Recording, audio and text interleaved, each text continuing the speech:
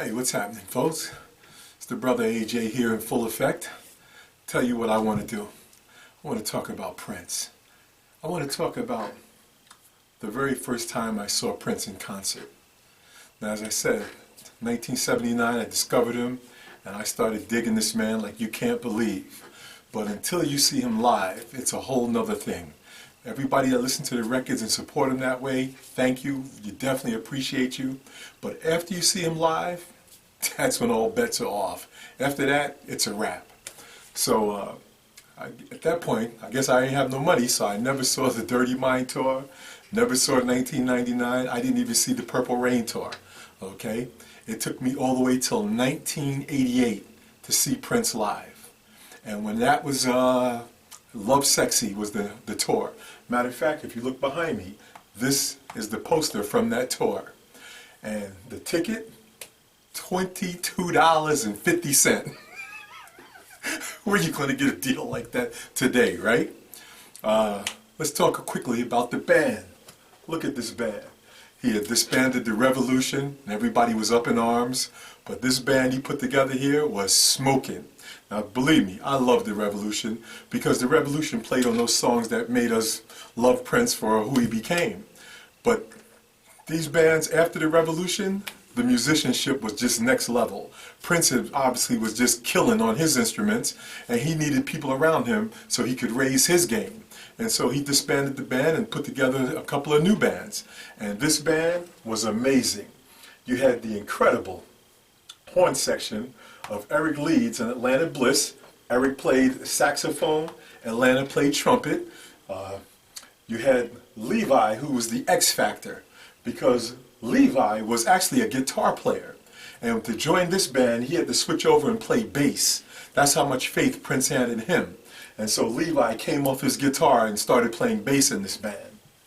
You had Bonnie Boyer, and you had Dr. Fink on keys. Dr. Fink was the lone holdout from the Revolution. He was able to hang, and he stayed with Prince for quite a few years after that. And Bonnie brought this incredible gospel diva power vocals to the mix that just allowed Prince to write material that featured her like you just can't believe. And he had a second guitar player. His name was Miko Weaver. Miko came on and he started playing guitar with Prince to fill out the things, kind of playing that Des Dickerson role that, remember he had Wendy and Lisa, so he kind of took over Lisa's role as the guitar player. Is Lisa? No, she's the keyboard player. Wendy's the guitar player. Get it right, AJ. So he took over Wendy's role as the guitar player. And he had a dancer. Her name was Kat. Backstory about Kat, you got to research on your own. See how she ended up getting in Prince's band. But she came in as a dancer and did a little bit of vocals here and there. The incredible Sheila E. was on drums. Oh, Sheila E. on drums. Now everybody viewed her as a percussion lady, but Sheila was a hellified drummer. She could sit behind the kit. She had lightning fast hand speed. She just had an incredible musical mind, and she could lay it down. And her and Prince were kindred spirits. So she just felt the music in a way that just elevated it in a way that Bobby Z just wasn't doing. Bobby Z was playing to a lot of the loops and keeping the kind of standard groove. He didn't have none of what Sheila had. So no disrespect to Bobby because he played on all those seminal tours that he did prior to this. But when Sheila got into the drum chair, it just went up several notches, okay? So that was the band that Prince put together for the LoveSexy tour. And the LoveSexy tour off that album, the smash was Alphabet Street, and when they put that down live, it was crazy. So it was me, my cousin, Delton, and my partner, Kevin Cooke. If they see this, they can chime in and tell you their story of it. And we took off to the Nassau Coliseum in New York, which is actually Long Island, New York. I used to have a Z28, and I wasn't taking my baby all the way out there, so my girlfriend at the time, before she became my wife, she had a Hyundai Excel with the roof that you could take the glass out and we could have the hole in the roof. So we jumped into that car to go to Nassau. We literally worked half a day, and we left early because we didn't know where we were going. Wasn't no, navigation and whatnot. You had to do it off the paper. So we got out there early so we could hang out. And then we wanted to go find a spot where we could eat an early dinner and then go roll to the Coliseum. So what was crazy is I had made a custom mix Prince cassette And I had all the jams on it, so we was bumping. And had a nice little sound system in that Hyundai Excel, believe it or not.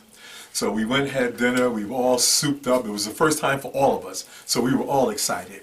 So now we're rolling to the Coliseum, and parking lot's starting to fill up, and I got the music bumping, we got the windows down because it's jamming. Let me think what month this was so I can tell you exactly. This was actually October 24th, so it must have been a nice Indian summer out there because I don't remember it being that cold. And when we rolled through the lot and had the Prince jams, you could see all the heads turning because I had that classic AJ mix going on, and it was hot. So as a matter of fact, when we parked the car, we actually just stood outside the car with the music banging and talked to the other people out there. We rolled inside the Coliseum, and we were not prepared for this show. That's the show where Prince had his father's T-Bird, which is a 66, 67 Thunderbird, and he made, I don't think it was the actual car, it was like a replica, but the way he did it was when the show started, you heard the sound. They actually opened up at Alphabet Street, and you heard it, the sound effects, and out of nowhere, this car comes rolling out, and you got him on the hood of the car, Sheila is driving, Cat's in the passenger seat, I don't know who was in the back, and you could hear the, like this rumbling sound kicking off, and the car is kind of, going a little erratic. It almost like an amusement park kind of thing that you have the kids in.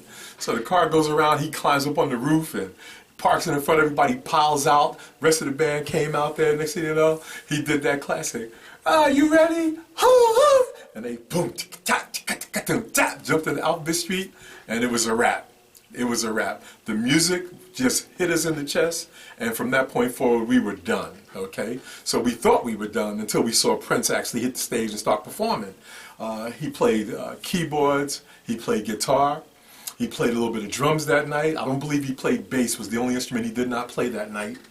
He just electrified us. But the highlight of the show was he had a half-court basketball court set up on stage. And so while the band is burning one of these crazy interludes, he grabs Cat, and they go over and they start shooting baskets. I mean, my boy was outside. He was popping jumpers like I was like, yo, Prince can hoop. So Cat goes to the basket to make a shot, and he runs over and he blocks the shot. And the whole crowd booed him for blocking her shot. But I was like, are you kidding? He was doing it in high heels. She at least had her flats on. It was like crazy. So just mind-blowing, the visuals he had put together for that show. And now on the personal side, for me to see him live for the very first time, I was done. I just like everything that I thought he was going to be, everything that I thought he could be, he was all of that, and then he superseded it because the sound was amazing, the crowd was just livid, we were just, it was like non-stop. We came out of there like soaked and sweaty. I still have my tour book from that show, so this book is what, 88 till 2021? That's how old this book is, but I still got it. Look at, I want to show you the amazing, I think there's a great little band picture out here, which you probably really can't see that well. But my God, he did